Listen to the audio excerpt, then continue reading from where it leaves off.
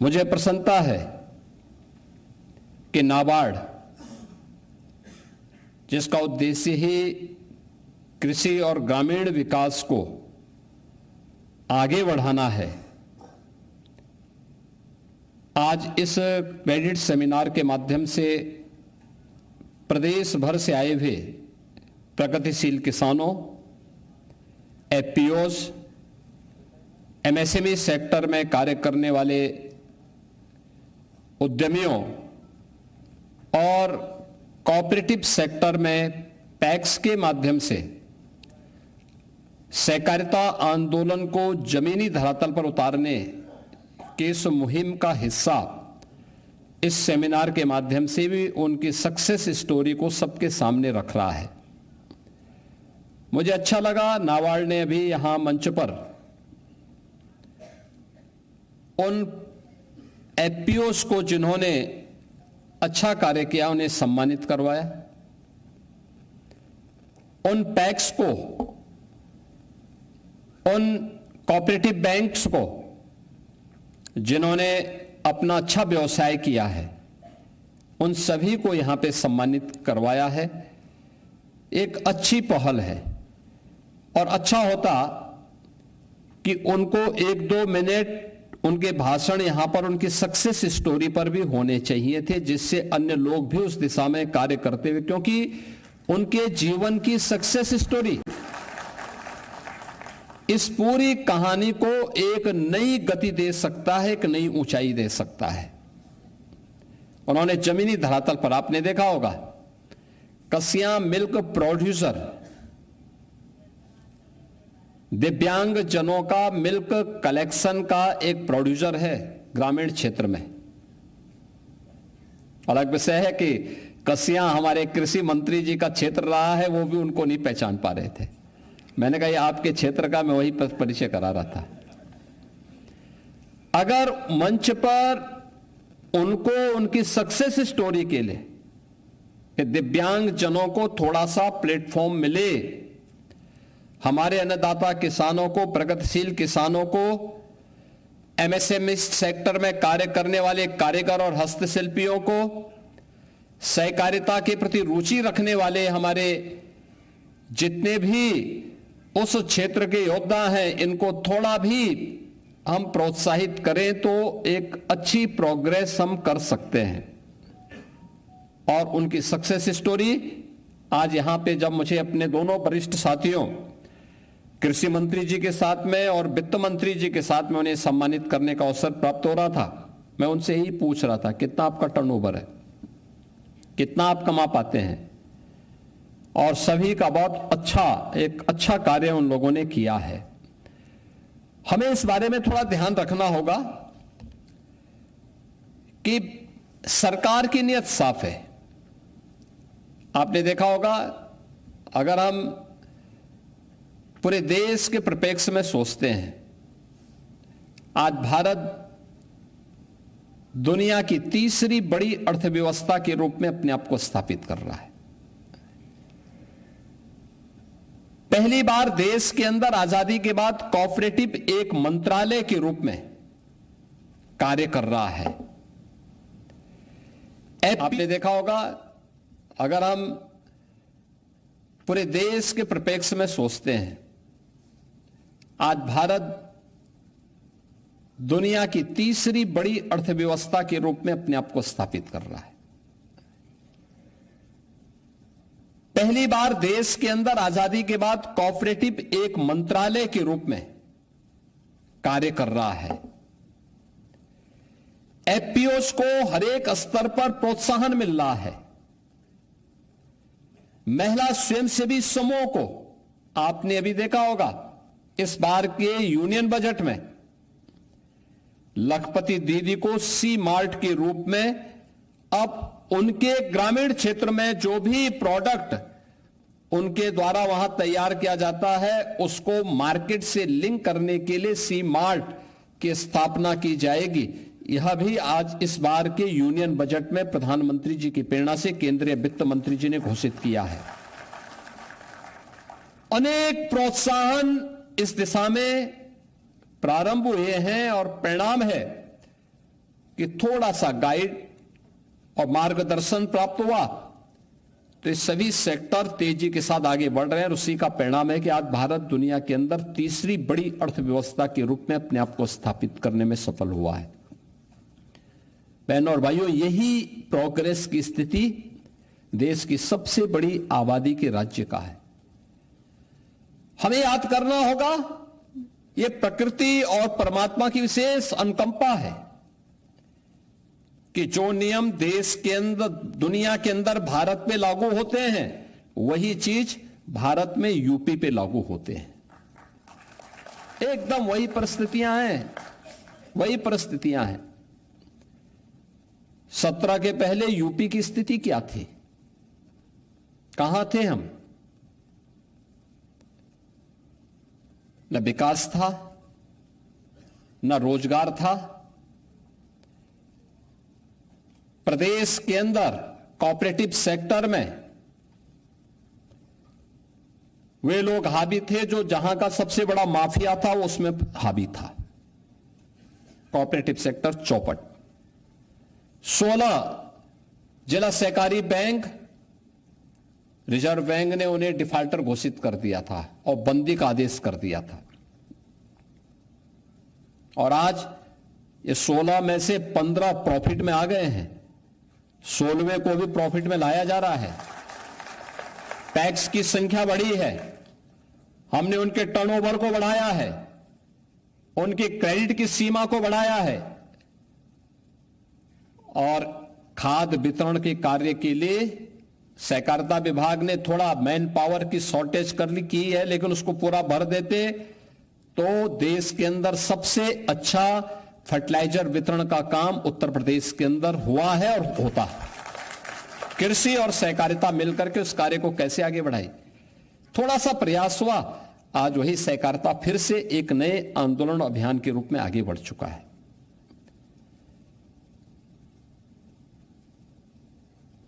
यानी सरकार की नीयत साफ हो तो उसके परिणाम भी स्पष्ट दिखाई देते हैं। एमएसएमई सेक्टर की क्या स्थिति थी? यूपी के अंदर पलायन कर चुके थे, हस्तशिल्पी निराश था, कारीगर हताश था, एमएसएमई सेक्टर बंदी के कगार पर था, वीरानी थी। सरकार ने उसको थोड़ा सा प्रोत्साहन दिया, 1 डिस्ट्रिक्ट 1 प्रोडक्ट के रूप में हमने यूपी के अंदर उसको प्रोत्साहित किया। आज यूपी के अंदर, यूपी देश का पहला राज्य है जो अपने यहां एमएसएमई सेक्टर को 5 लाख रुपए की सुरक्षा बीमा का कवर देता है। 96 लाख एमएसएमई यूनिट यूपी के अंदर कार्य कर रहे हैं। 3 करोड़ परिवार आजीविका के लिए इसी सेक्टर पर निर्भर कर रहा है, क्योंकि यह तब संभव हो पाया जब सरकार ने उसकी ब्रांडिंग की 1 डिस्ट्रिक्ट 1 प्रोडक्ट के रूप में, उसको टेक्नोलॉजी के साथ जोड़ा, उसकी ब्रांडिंग की, मार्केट से जोड़ा, पैकेजिंग के साथ जोड़ा, डिजाइनिंग के साथ जोड़ा। आज परिणाम है हम सबके सामने। इस एक्सपोर्ट के बाद हमारे वित्त मंत्री भी कर रहे थे, कुल 84,000 करोड़ का यहां से यूपी के अंदर कुल एक्सपोर्ट होता था। आज इसकी संख्या बढ़ करके 1,86,000 करोड़ का हो चुका है। पूरे देश के अंदर ये अपने आप में एक ब्रांड बन चुका है। आदरणीय प्रधानमंत्री जी दुनिया के अंदर जाते हैं तो एमएसएमई से जुड़े हुए, 1 डिस्ट्रिक्ट 1 प्रोडक्ट से जुड़े हुए किसी प्रोडक्ट को ही दुनिया के राष्ट्राध्यक्षों को गिफ्ट के रूप में देते हैं। बहनों और भाइयों,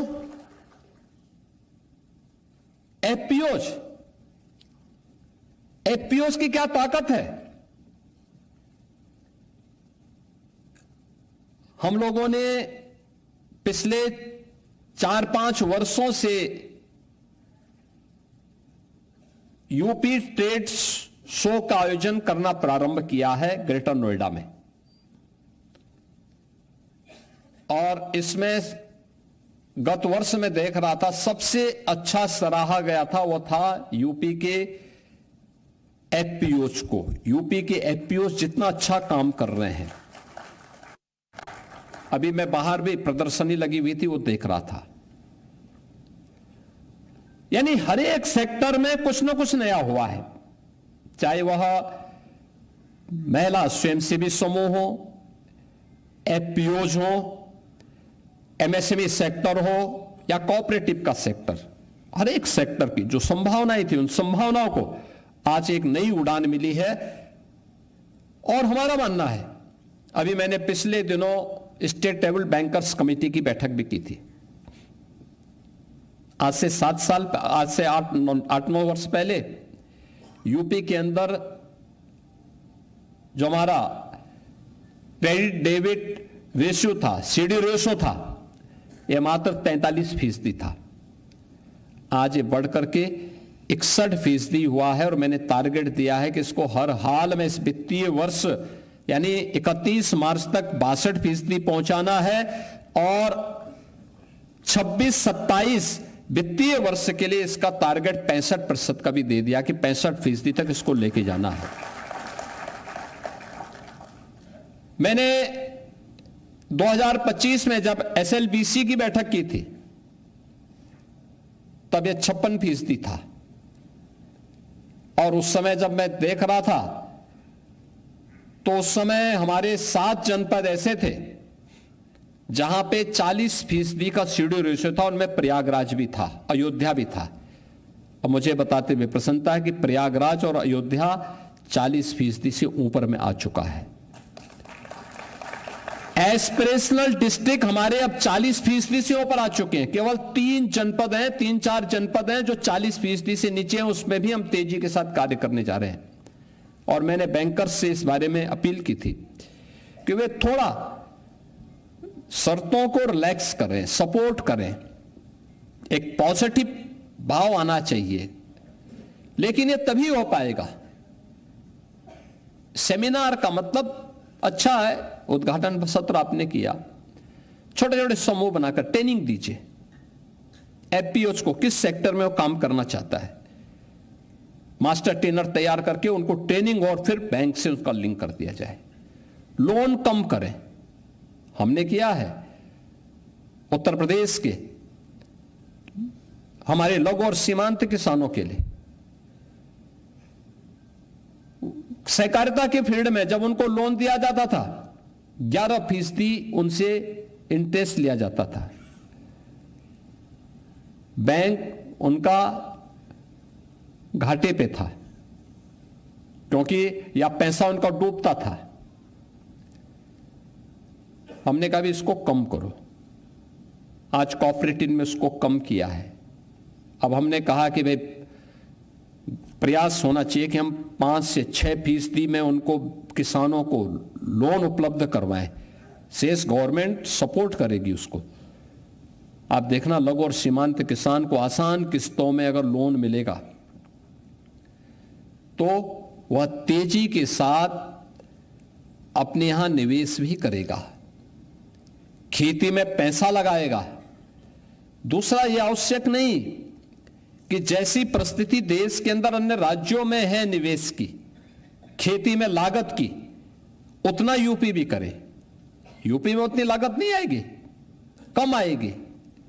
और कृषि मंत्री जी का भी ध्यान में आकर्षित करना चाहूंगा, यूपी में कम आएगी। इसलिए कम आएगी क्योंकि यूपी देश ही नहीं दुनिया का पहला ऐसा क्षेत्र है जहां पर 86% लैंड हमारे पास सिंचित है, सिंचित भूमि है या सिंचाई की बेहतर सुविधा है। सबसे ज्यादा लागत बीज में, सिंचाई में और किसी एक तकनीक को अपनाने में किसान खर्च करता है। इतनी अच्छी फर्टाइल लैंड, अच्छा बीज उपलब्ध करवा दें, समय पे बीज उपलब्ध हो जाए, सिंचाई के साधन हैं, तो उसकी लागत अपने आप ही कम आ जाती है। अन्य जगहों में सिंचाई की लागत ज्यादा है। हमारे यहां तो ज्यादातर किसान 40% किसान हमारा ऐसा है जो किसान ट्यूबवेल पे निर्भर करता है। 16 लाख ट्यूबवेल ऐसे हैं जो बिजली से चलते हैं। उन सबको हम, उन सभी किसानों को फ्री में बिजली दे रहे हैं। नहरों से होने वाली सिंचाई, यह सिंचाई फ्री में है।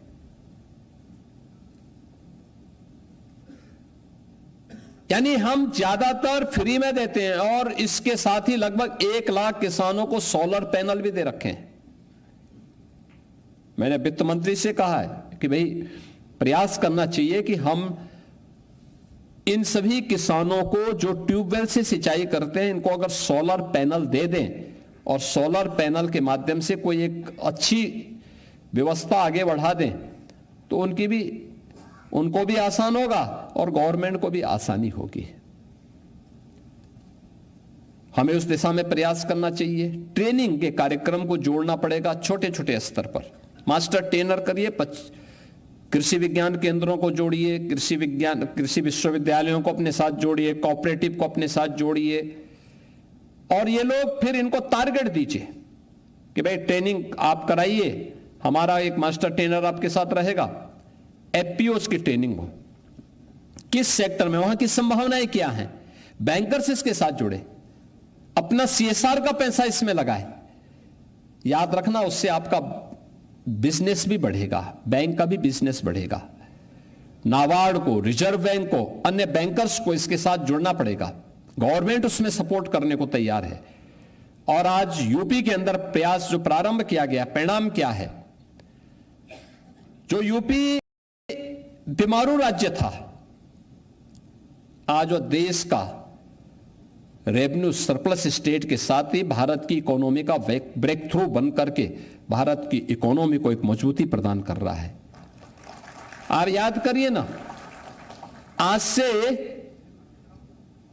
10 वर्ष पहले यूपी का शेयर भारत की इकोनॉमी मात्र 8% रह गया था, आज हम 9.5% तक पहुंचे हैं। यूपी भारत के अंदर सबसे बड़ी आबादी का राज्य था, हमारे पास सबसे अच्छा मैन पावर भी था, सबसे अच्छी फर्टाइल लैंड भी थी, सबसे अच्छा जल संसाधन भी था, लेकिन देश की अर्थव्यवस्था में हमारा योगदान 8% रह गया था। और उत्तर प्रदेश की इकोनॉमी भी देश के अंदर 8वें 9वें स्थान पर थी। आज मुझे बताते हुए प्रसन्नता की अनुभूति हो रही है। याद करिए, 16 में यूपी की जो अर्थव्यवस्था थी, ये मैं भी नाबार्ड के ही उससे बोल रहा हूं और ये मेरे आंकड़े भी थे, क्योंकि हम लोग यहां पे वर्तमान में जो कार्य कर रहे हैं उसके तहत भी 2016 में केवल 11,70,000 थी और इस वित्तीय वर्ष में यानी 31 मार्च तक 36 लाख करोड़ तक पहुंचेगी। 36 लाख करोड़ की एक यात्रा है। ये यात्रा दिखाती है कि नियत साफ हो तो परिणाम भी, रिजल्ट भी स्पष्ट सामने आते हैं और वही परिणाम है। ये जो परिणाम आज हम सबके सामने इस रूप में देखने को मिल रहे हैं, इस परिणाम का इसका रिजल्ट क्या है? रिजल्ट है यूपी के अंदर 16 में पर कैपिटा प्रति व्यक्ति आय 43,000 थी, आज ये बढ़कर के 1,20,000 तक पहुंची है। 1,20,000 यानी लगभग 3 गुना। हमने फिस्कल डेफिसिट 3% से कम है यूपी का, यानी देश के किसी भी राज्य में अगर आप जाएंगे तो वहां पे सबसे वित्तीय प्रबंधन का बेहतरीन उदाहरण। और यूपी गत 5 वर्ष से रेवेन्यू सरप्लस स्टेट के रूप में अपने आप को स्थापित किया है। और अब तो यूपी यानी 4 वर्ष में, यानी हम पिछले 5 वर्षों से रेवेन्यू सरप्लस भी है। टैक्स रेवेन्यू में 60% की वृद्धि और पिछले 8 वर्ष में 9 वर्ष में हम लोगों ने कोई भी नया टैक्स उत्तर प्रदेश के नागरिकों पे नहीं लगाया, किसी भी नागरिक पे नहीं लगाया, कोई नया टैक्स नहीं लगाया। बल्कि देश के अंदर डीजल पेट्रोल सबसे कम दाम पर यूपी के अंदर मिलता है, उस पर वैट सबसे कम यूपी के अंदर है। यानी कार्य करने की क्षमता सरकार की जब होती है तब यह आज रिजल्ट आते हैं, और उस रिजल्ट का परिणाम है कि आज यूपी देश के अंदर नंबर 2 की इकोनॉमी के रूप में अपने आप को स्थापित किया है। 8 से हम नंबर 2 पर आ गए। यूपी की जो गति है कृषि क्षेत्र में ही, अगर आप देखेंगे आज से 8-9 वर्ष पहले, यानी सरकार ने थोड़ा सा सपोर्ट किया, सरकार खड़ी हुई किसानों के साथ में, सिंचाई की क्षमता बढ़ाई, बीज सही दिए, उनके ट्रेनिंग के कार्यक्रम को जोड़े, कृषि विज्ञान केंद्र जो ठिफंड पड़े हुए थे, बंदी के कगार पर थे, बंजर पड़े हुए थे, जब थोड़ा कृषि विभाग ने उसमें मेहनत की, आज परिणाम क्या है? कृषि विकास दर यूपी की 8% से बढ़कर के अब 18% से ऊपर हो चुकी है, 18% से ऊपर चल रही है।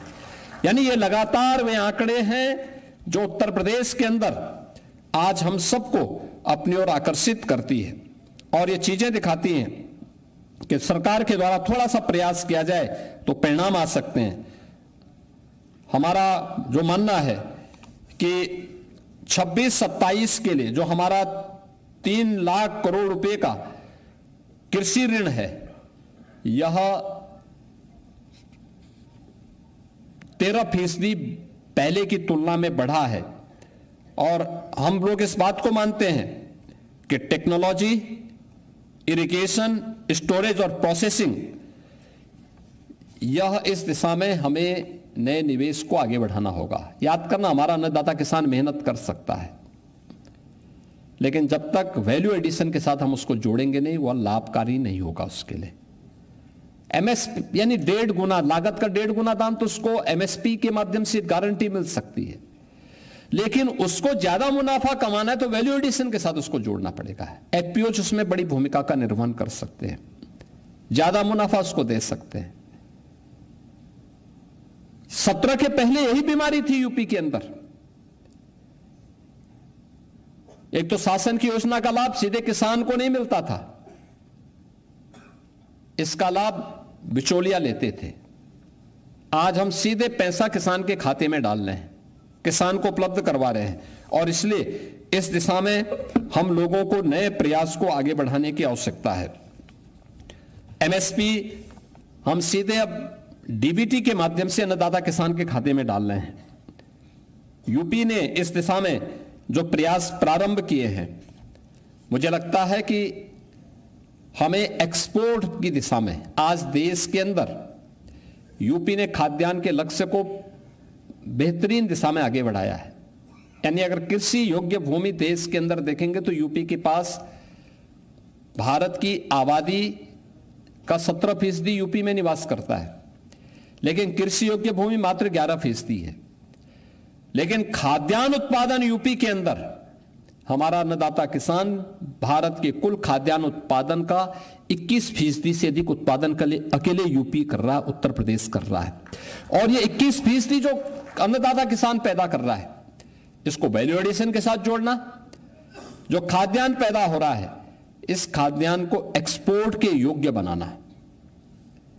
ग्लोबल मार्केट की डिमांड क्या है, कैसे, क्या क्वालिटी चाहिए, स्वाभाविक रूप से फर्टिलाइजर, केमिकल, पेस्टिसाइड की मात्रा न्यूनतम हो, उसको न्यूनतम करने की दिशा में नेचुरल फार्मिंग एक नया विकल्प आपके सामने है।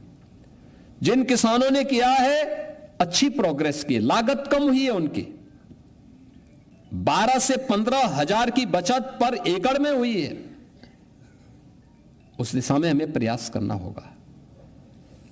तकनीक कैसे इसमें आगे एक बड़ी भूमिका का निर्वहन कर सकती है। हमने इस बार देखा है डीएसआर पद्धति से धान पैदा करने वाले किसानों ने 2.5 गुना अधिक मुनाफा कमाया है, अधिक पैदावार उनके खेतों में हुई है। लागत कम हुई है लेकिन पैदावार ज्यादा हुई है, और लागत कम प्रोडक्शन ज्यादा, जब ज्यादा होगी किसान अपने आप उससे मुनाफा कमाएगा। आप गन्ना किसानों को देखें ना, प्रदेश के अंदर क्या स्थिति थी, सन 2000 से 2017 के बीच में गन्ना किसानों को कुल 2,14,000 करोड़ का भुगतान हुआ है 17 वर्षों में। 2,14,000 करोड़ का। और 17 से लेकर के 25 के बीच में इन 9 वर्षों में, यानी 8-9 वर्षों में हम लोगों ने 3 लाख करोड़ अन्नदाता किसान के खाते में, गन्ना किसानों के खाते में सीधे पैसा दिया है। यानी 17 वर्ष में जितना नहीं हुआ उसके आधे वर्ष में उससे भी हम लोगों ने 86,000 करोड़ अधिक किसान के खाते में भेजा है पैसा। आज 1 कुंटल कम 400 रुपया अन्नदाता किसान को दे रहे हैं, गन्ना किसान को दे रहे हैं। ये सरकार के द्वारा की गई प्रक्रिया, यानी उस दिशा में उठाए गए कदम हैं और इसके माध्यम से लाभान्वित होने वाले किसानों का है। आज यूपी इथेनॉल उत्पादन में देश के अंदर नंबर 1 पर, गन्ना उत्पादन में देश के अंदर कुल गन्ना उत्पादन 55% केवल यूपी कर रहा है।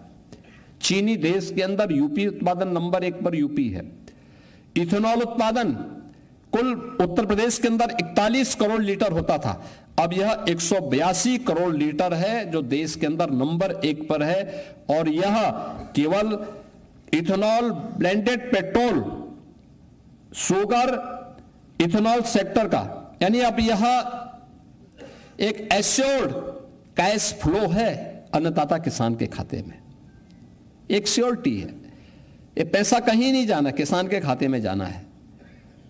जो पहले पेट्रो डॉलर के रूप में बाहर जाता था, आज वही पैसा हमारे अन्नदाता किसान के खाते में जा रहा है इथेनॉल ब्लेंडेड के माध्यम से। और उस कार्यक्रम को भी हम इन चीजों के साथ जोड़ रहे हैं। यह एक इसके साथ देखने को हम सबको मिली है। हम लोगों को इस दिशा में कार्य करना होगा। डिजिटल गवर्नेंस में ई-केसीसी पोर्टल में ऋण स्वीकृति का समय ये काफी कम हो चुका है। यानी जो पहले 3-4 महीने 3-4 सप्ताह लगता था, जो घट करके, याद करो ना, पहले किसान जाता था और इसके माध्यम से जब वह केसीसी के माध्यम से ऋण लेने का प्रयास करता था तो उसमें कम से कम 25 दिन से लेके 1 महीना लगता था। आज वह ई-केसीसी के माध्यम से मात्र 5 मिनट का समय लग रहा है।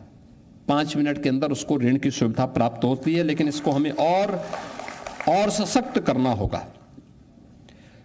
अन्नदाता किसान और सरकार आज आर्टिफिशियल इंटेलिजेंस का उपयोग खेती में कैसे हो सकता है, इस दिशा में एक नए प्रयास को आगे बढ़ा रही है।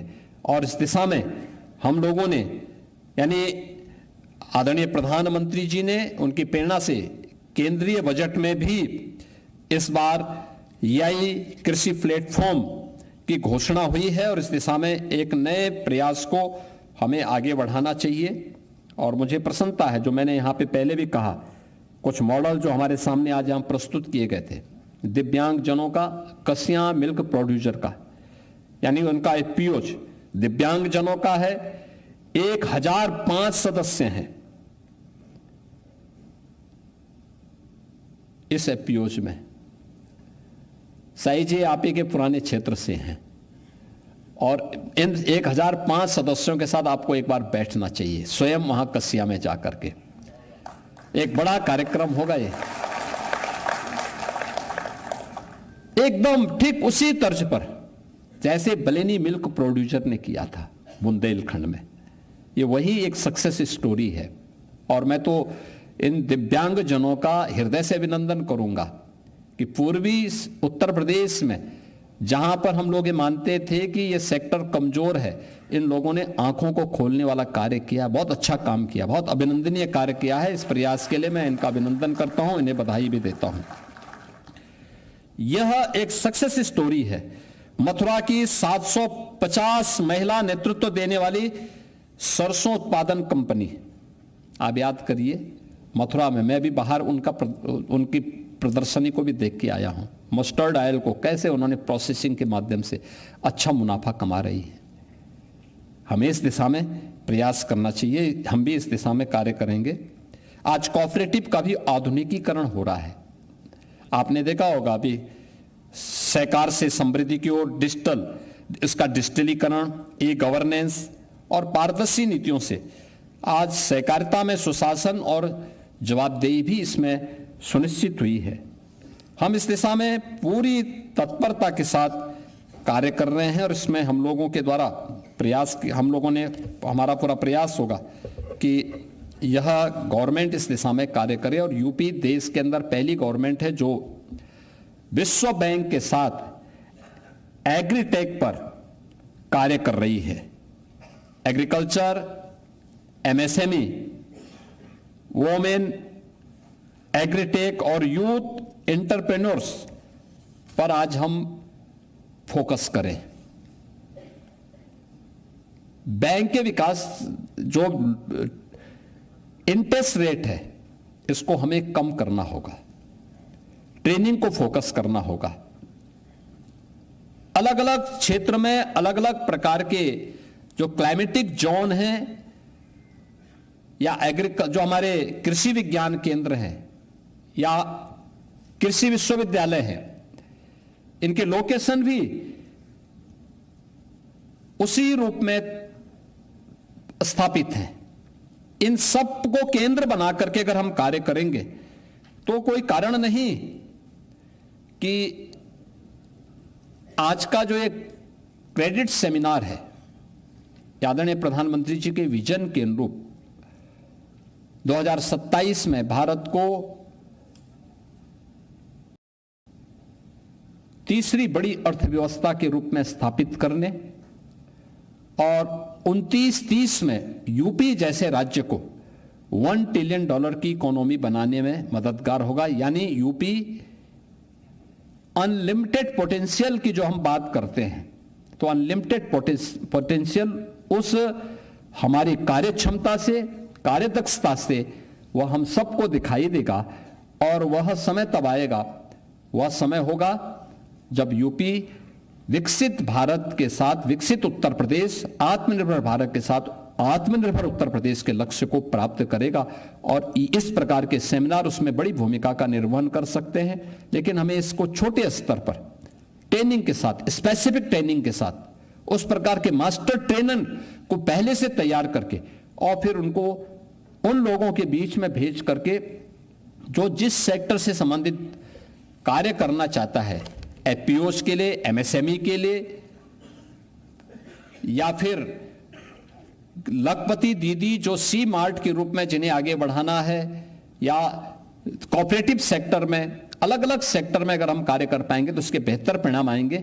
मैं आज के इस सेमिनार के लिए नाबार्ड को, सभी बैंकर्स को हृदय से धन्यवाद देता हूं और विश्वास करूंगा कि इसको और व्यापक पैमाने पर आगे बढ़ाने का आप कार्य करेंगे। आप सबके प्रति मेरी मंगल में शुभकामनाएं हैं। धन्यवाद। जय हिंद। धन्यवाद माननीय मुख्यमंत्री महोदय। एक बार पुनः नाबार्ड तथा समस्त उपस्थित जनों की ओर से आपका